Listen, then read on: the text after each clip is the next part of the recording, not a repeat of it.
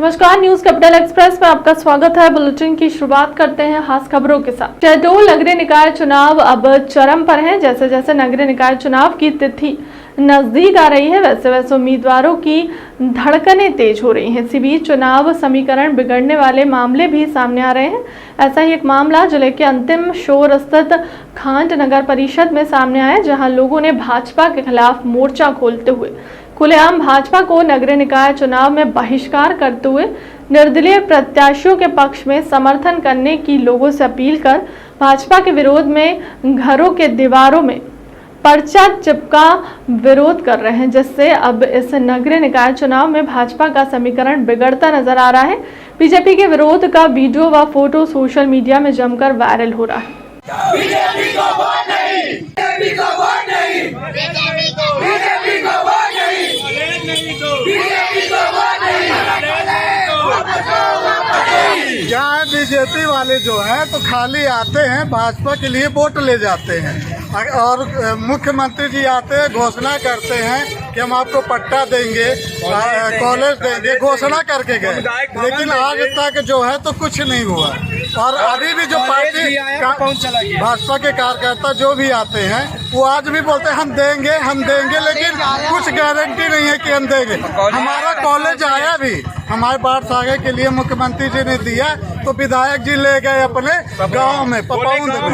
हाँ, तो वो वहाँ ले गए। हम लोग क्या करें यहाँ, मतलब यहाँ तो ऐसा है कि वोट डालो, इन लोग ये बना लिए कि आप बाढ़ सागे के लोग भाजपा को वोट डाल दे और काम खत्म, और कुछ नहीं है। जिले के अंतिम छोर खांड नगर परिषद की जो बातें आम जनों ने जिस प्रकार से एक पंपलेट पोस्टर और बांटना शुरू किया है अपने जनहित के मुद्दों को लेकर, चाहे वह स्वास्थ्य सुविधाएं हो, चाहे शिक्षा की हो, चाहे बस स्टैंड की हो, चाहे नाली और पीने के पानी को लेकर हो।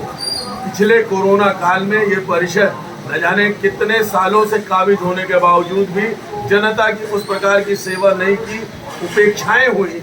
इस बात को लेकर भारतीय जनता पार्टी का बहिष्कार कर रहे हैं वो लोग। भारतीय जनता पार्टी की सरकार जिस प्रकार से काबिज है वहाँ के नगर परिषद में, उन लोगों ने जनहित के मुद्दों को ध्यान नहीं दिया, चाहे स्वास्थ्य से संबंधित हो, शिक्षा से संबंधित हो, या वहाँ के विकास के कार्यों को। तो वहाँ वाजिब है, लोगों में अब जागरूकता पैदा हुई है, लोग जागरूक होकर इस बात को महसूस कर रहे हैं कि भारतीय जनता पार्टी का बहिष्कार करना चाहिए, क्योंकि वो जनहित के मुद्दों को नहीं, व्यापारिक परिस्थितियों में वहाँ नगर परिषद में पहुंचकर व्यापार करने के अलावा जनहित के मुद्दों को ध्यान नहीं देते।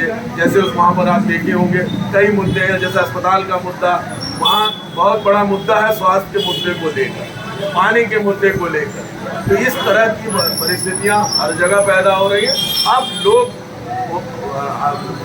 आजिज हो चुके हैं और कांग्रेस पार्टी को नगर परिषद में स्थानीय शासन के निकायों में बैठाना चाहते हैं। आलम यह है कि खांड में लोग खुद जाके बहिष्कार कर रहे हैं और भाजपा को वोट न दे इसकी अपील कर रहे हैं, पंपलेट वगैरह भी लगा रहे हैं। नहीं, पंपलेट लगा रहे हैं, घरों घरों में पंपलेट पर्चे बांट रहे हैं टोलियों के आधार पर। वो लोग इस प्रकार से कि भारतीय जनता पार्टी के प्रत्याशियों का और उनके सिंबल का बहिष्कार हम करते हैं, उन्होंने लिखा है। आप ये देखें, वो एकदम से परेशान हो चुके हैं, बेहाल हो चुके हैं रोजमर्रा की अपनी जिंदगी की परेशानियों को लेकर। 400 रुपए की उधारी मांगने पर गोली मारी घायल युवक का नाम दीनदयाल, पिता बद्दे कुशवाहा, उम्र 18 साल, निवासी छिर्रावल थाना स्टाई, हाल निवासी गल्ला मंडी के पीछे स्टाई रोड थाना सिविल लाइन क्षेत्र का है। घटना करीब दोपहर 4 बजे की बताई जा रही है। दशरथ कुशवाहा घर के पास मिला तो उससे 400 रुपये किसी काम से 3-4 माह से लिया था, वो उधारी मांगी। दशरथ ने गाली गलौज करके बोला कि नहीं देना है और सीधे 315 के कट्टे की गोली चला दी, जिससे दीनदयाल के बाएं पैर में लगी आरोपी को गोली चलाकर मौके से फरार हो गया। घायल 100 की मदद से जिला अस्पताल लेकर आए, जहां इलाज किया जा रहा है। क्या नाम है आपका? दीनदयाल। कहाँ के रहने वाले? छिरावल। सरावट। थाना कौन सा लगता है? सटाई।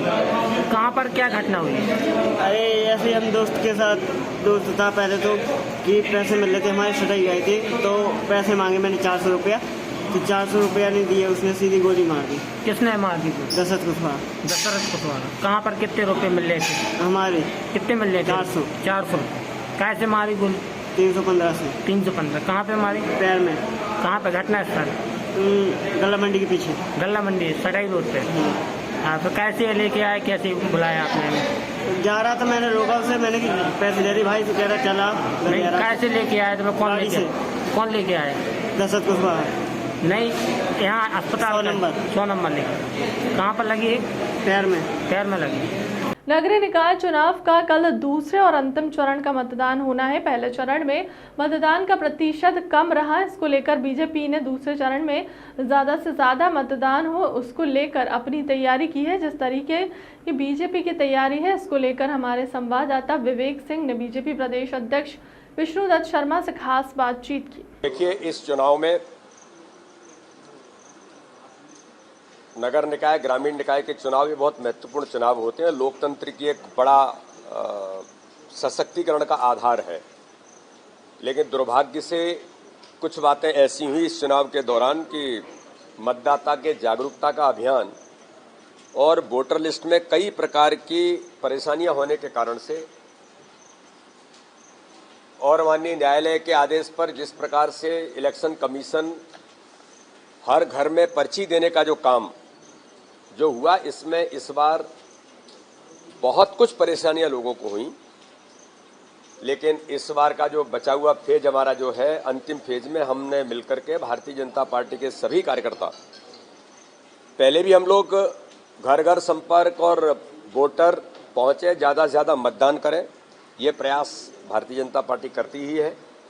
बूथ के नेटवर्क को हम सक्रिय करके हम लगातार इस काम को भी करते हैं। हमने इस बात की आशंकाएं पहले भी जताई थी कि इस प्रकार की वोटर लिस्ट में कई प्रकार की गड़बड़ियां हैं, लेकिन उन पर गंभीरता से जो इलेक्शन कमीशन ने काम करना चाहिए था वो नहीं किया। लेकिन इस बार हमने इस फेज में पर्ची घर घर तक पहुंचे, ये प्रयास भारतीय जनता पार्टी के कार्यकर्ता भी गंभीरता के साथ कर रहे हैं। बरसात का सीजन है, बरसात के सीजन में भी कई प्रकार की दिक्कतें हैं। इनमें भी हमने प्रयास किया है कि मतदाताओं को हर प्रकार से मदद मिले और वो पोलिंग बूथ तक पहुंचे। तो ये मतदाता के जागरूकता का अभियान भी, अधिकतम मतदान हो और घर घर तक पर्ची पहुंचे, इससे मतदाता परेशान न हो, ये प्रयास भी भारतीय जनता पार्टी के कार्यकर्ताओं ने गंभीरता से किया है। इसलिए मैं मानता हूं कि जो प्रयास है उसमें हमें सफलता मिलेगी और इस दिशा में ज़्यादा से ज़्यादा मतदान हो, ये हमने अपील भी की है। और मैं आपके माध्यम से अपील करना चाहता हूं कि हर व्यक्ति निकले और मतदान करे, क्योंकि लोकतंत्र में मतदान हमारा बहुत बड़ा आधार और अधिकार है। इसलिए लोकतंत्र को सशक्त बनाने के लिए ज़्यादा से ज़्यादा मतदान हो, ये मैं सभी मतदाताओं से अपील करना चाहता हूँ। और नगर निकाय के चुनाव जो 11 हुए हैं वो, और कल होने वाले 5 नगर पालिका नगर पंचायत में भी ऐतिहासिक बहुमत के साथ भारतीय जनता पार्टी प्रचंड बहुमत से इस चुनाव में जीतेगी। ये मैं बहुत कॉन्फिडेंट होकर के, जनता जनार्दन का जो आशीर्वाद इसने मिल रहा है, हमारे प्रधानमंत्री जी के नेतृत्व में, माननीय मुख्यमंत्री जी के नेतृत्व में गरीब कल्याण की योजनाएं, गरीबों का जीवन बदलने का जो आधार, जो हितग्राही है, वो भारतीय जनता पार्टी का ब्रांड एम्बेसडर है। बूथ बूथ पर प्रधानमंत्री आवास से लेकर के, आयुष्मान भारत से लेकर के, योजना से लेकर के, संबल से लेकर के, लाडली लक्ष्मी, पता नहीं क्या क्या, जो हर गरीब का जीवन बदलने का काम भारतीय जनता पार्टी की सरकार ने इस मध्य प्रदेश के अंदर नहीं देश के अंदर किया है। और ग्रामीण निकाय और नगर निकाय में जो विकास किया है, ये हमारा आधार है। ये मैं केवल कोई हवा में नहीं कह रहा हूं, हम पूरे मध्य प्रदेश के कोने कोने में घूम रहे हैं और जनता का स्नेह और आशीर्वाद जो हमें मिल रहा है, हम प्रचंड बहुमत के साथ इस चुनाव को जीतेंगे। भाजपा का कार्यकर्ता बूथ बूथ पर जो तक मेहनत कर रहा है, ये हमारे चुनाव जीतने का सबसे बड़ा आधार है। पंचायत चुनाव में भारी हार के बाद नगरीय निकाय में भी जनता ने नकार दिया है भाजपा को। नगरीय निकाय चुनावों में भाजपा में हार की बौखलाहट स्पष्ट दिखाई दे रही है। रतलाम में तो भाजपा उम्मीदवार खुली धमकी दे रहे हैं, जो भाजपा को वोट ना दें उनकी सभी सुविधाएं रोक दी जाएंगी। मुरैना में अव्यवस्थाओं की वजह से हुई हृदय विदारक घटना सबके सामने है। 8 साल का बच्चा 2 वर्ष के भाई की मृतदेह के साथ बैठा था। स्वयं को बच्ची का मामा कहने वाला मुख्यमंत्री से जब मीडिया ने पूछा तो उनके द्वारा संवेदना के 2 बोल तक नहीं निकले। कमलनाथ जी की व्यू रचना इतनी सुदृढ़ थी कि पूरी सरकार, इनके त्रिदेव, इनके पंचदेव सब एक होने के बावजूद भी कांग्रेस के अरमानों को ध्वस्त नहीं कर पाए और हमने बराबरी की टक्कर देते हुए इनसे अधिक सीटें जो बैलेट पेपर के माध्यम से होंगी भाजपा को उनकी हैसियत दिखाते हुए जीती हैं। और चेयरमैन के चुनाव में भी, अध्यक्षों के चुनाव में भी माननीय कमलनाथ जी की वो रणनीति है कि उसमें हम भारतीय जनता पार्टी के नेतृत्व द्वारा फैलाए जा रहे भ्रम को ध्वस्त कर देंगे। होने का हमारे विशेषज्ञों ने भी उस रणनीति पर चर्चा की है और जो फोकस सामने आया है वो फोकस इस तरह सामने आया है कि जो भारतीय जनता पार्टी का कोर केडर था वो मौजूदा भारतीय जनता पार्टी की हालातों को देखते हुए वोट देने नहीं गया है। या तो वो घर से निकला तो उसने कांग्रेस की मदद की है और कई जगह संघ और भाजपा के लोगों ने कांग्रेस को वोट दिया है इस बार, क्योंकि वो इनके भ्रष्टाचार से नाराज हैं और आने वाले परिणाम मेरी इस बात के साक्षी होंगे।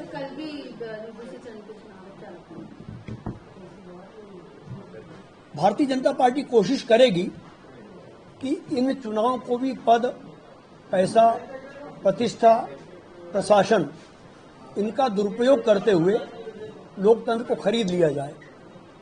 मगर अब इतना जागरूक हो चुका है मतदाता कि अब इनके भ्रम में फंसने वाला नहीं है। इनका विनाश विकास के ऊपर आ गया है। विकास भ्रष्टाचार में तब्दील हो चुका है। विध्वंस और विनाश अब इनकी पॉलिटिकल इमेज का एक माध्यम बन चुका है, तो पब्लिक उसमें ठगने वाली नहीं है। यही आश्चर्य हुआ कि दिन भर अविराम भाषण देने वाले मुख्यमंत्री इस मानवीय त्रासदी पर धन्यवाद कहकर निकल जाएं। ये राजनीतिक बेशर्मी की उच्च पराकाष्ठा है कि जिन्हें कुर्ता खींचकर बिठाना पड़ता है कि अब आप भाषण बंद करिए, वो व्यक्ति इस मामले पर मीडिया को धन्यवाद करते हुए निकल जाएं।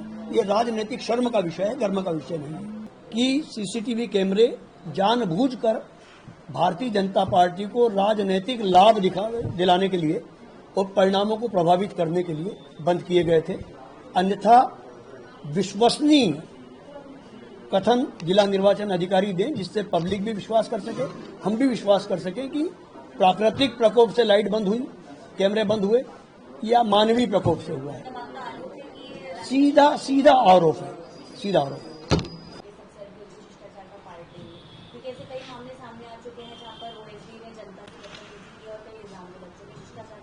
ये जितने मंत्री हैं इनके ओएसडी या इनके सेक्रेटरी वही तो इनके फाइनेंस मिनिस्टर हैं।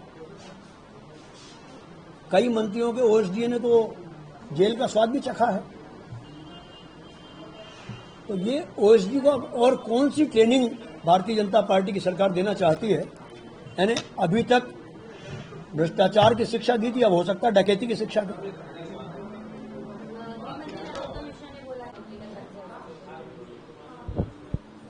शायद गृह मंत्री जी ने कमलनाथ जी का स्टेटमेंट नहीं पढ़ा है कि माननीय गृह मंत्री जी और माननीय मुख्यमंत्री जी दोनों जब निक्कर पहनते होंगे तब कमलनाथ जी राजनीति में आ गए थे। तो उनके खिलाफ बोलने के पहले इन लोगों को शब्द चयन उत्तम कर लेना चाहिए और इस तरह की बातें विकृत मानसिकता की ही प्रतीक हैं। गुरु पूर्णिमा के अवसर पर उच्च शिक्षा विभाग 13 जुलाई को पहली बार विक्रम विश्वविद्यालय उज्जैन के राज्य स्तरीय कार्यक्रम आयोजित करने जा रहा है। अब इसमें आचार्य सांदीपनी के वंशज ज्योतिराष्ट्राचार्य पंडित आनंद शंकर व्यास, इतिहास वेता भगवती लाल राजपुरोहित विद्यार्थी को संबोधित करेंगे। उच्च शिक्षा मंत्री मोहन यादव ने बताया कि विभाग द्वारा पहली बार गुरु पूर्णिमा पर ऐसा आयोजन किया जा रहा है जिसमें प्रदेश के समस्त विश्वविद्यालयों और महाविद्यालयों के शिक्षक और विद्यार्थी ऑनलाइन शामिल होंगे। भगवान श्री कृष्ण की शिक्षा स्तरीय उज्जैन के ऐतिहासिक और पौराणिक महत्व को दृष्टिगत रखते हुए यह कहा।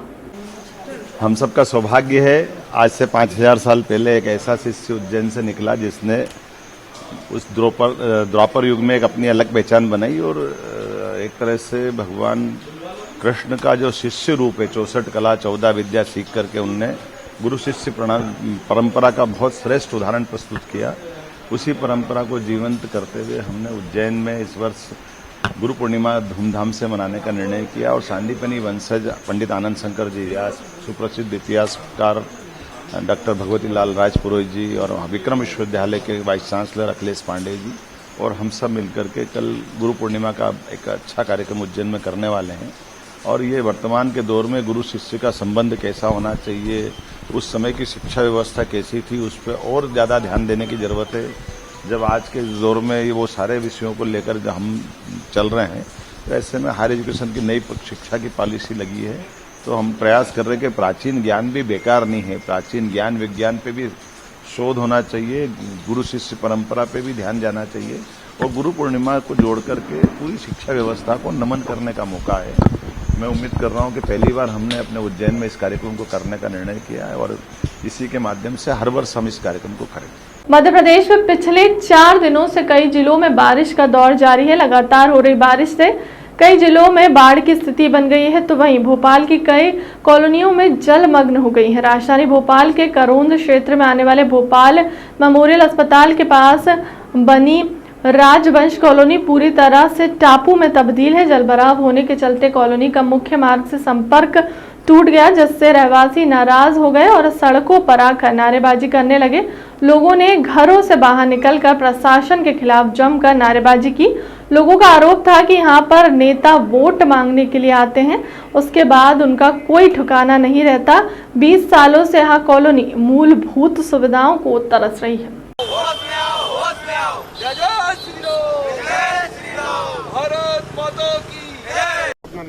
मेरा नाम साहब मनोज कुमार जैन है और मैंने 4 दिन पहले भी शिकायत करी जोनल अधिकारी जोन नंबर 17 मैं खरे साहब को बोला, फिर खरे साहब ने नंबर दिया आसिफ भाई को। आसिफ भाई जो यहाँ के एचओ हैं उनको 3 दिन हो गए बताए हुए पर उनके द्वारा कोई कार्रवाई नहीं की गई अभी तक, ना पानी का कोई निकास किया गया।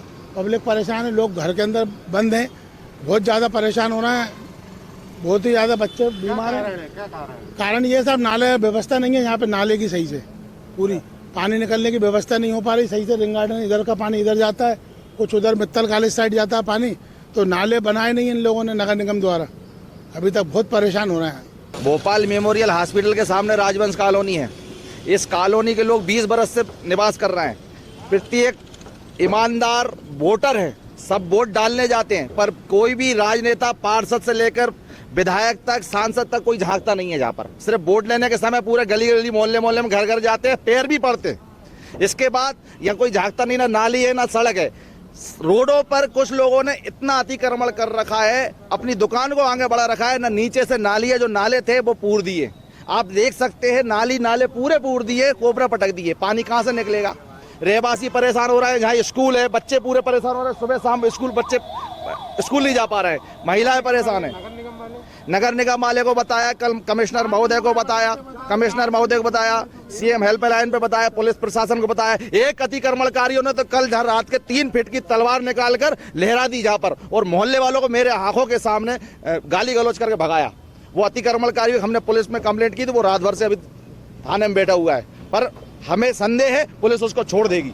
बुधनी के ग्राम लालपुरा में उल्टी दस्त की शिकायत से 2 बच्चियों की हुई मौत, आधा दर्जन बीमार, अस्पताल में इलाज जारी। बुधनी नजदीकी ग्राम लालपुरा में एक परिवार के सभी सदस्य अचानक उल्टी दस्त की शिकायत से पीड़ित हो गए। इसमें रात भर परेशान होते हुए 2 छोटी बच्चियों की मौत हो गई। वहीं उनकी मां सहित अन्य 5 लोग बीमार हो गए, जिन्हें सामुदायिक स्वास्थ्य केंद्र लाया गया, जहां उनका इलाज जारी है। परिजनों से मिली जानकारी के अनुसार लालपुरा के डूब क्षेत्र में रहने वाले बसंत मिलाला के यहाँ परिवार के लोगों को उल्टी दस्त की अचानक शिकायत हुई, जिसके चलते 4 साल सपना और 6 साल की अमृता की मौत हो गई। वहीं परिवार के अन्य सदस्य सामुदायिक स्वास्थ्य केंद्र में इलाज चल रहा है। हमारा नाम ममता है।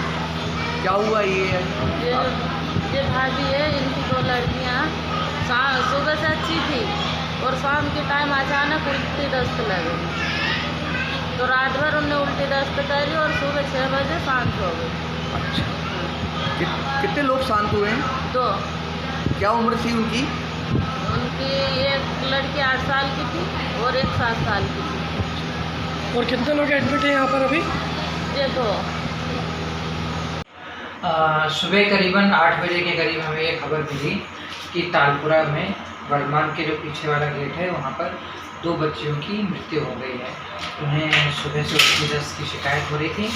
उसके बाद जब हम वहाँ जाकर उनके परिवारजनों से मिले और उनसे चर्चा की तो उन्होंने बताया कि सर इनको सुबह 4-5 बजे से अचानक उल्टी दस्त की शिकायत होने लगी, तो हम उनको लेकर अस्पताल आने लगे बाइक से, लेकिन रास्ते में उनकी मृत्यु हो गई। उसी दौरान उन दोनों बच्चियों की माँ और छोटे भाई बहन जो थे उनकी भी तबीयत खराब थी, जिनको हम एम्बुलेंस से अस्पताल लेकर आए।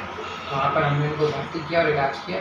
वो अब पूरी तरीके से स्वस्थ थे, लेकिन उन दोनों बच्चियों की जिनकी मृत्यु हो चुकी थी उनका फिर हमने शव परीक्षण करवा के उनके स्टमक के कंटेंट को प्रिजर्व कराया है। उसे हम FSL भेजेंगे ये जांच करवाने के लिए कि उनके कोई फूड कंटेंट में सच कोई पॉइजनिंग का केस ना हो जिसकी वजह से उनकी डेथ हो। फिलहाल कल अब तक की खबरों में इतना ही। देश दुनिया की तमाम बड़ी खबरों के लिए बने रहे हमारे चैनल के साथ। नमस्कार।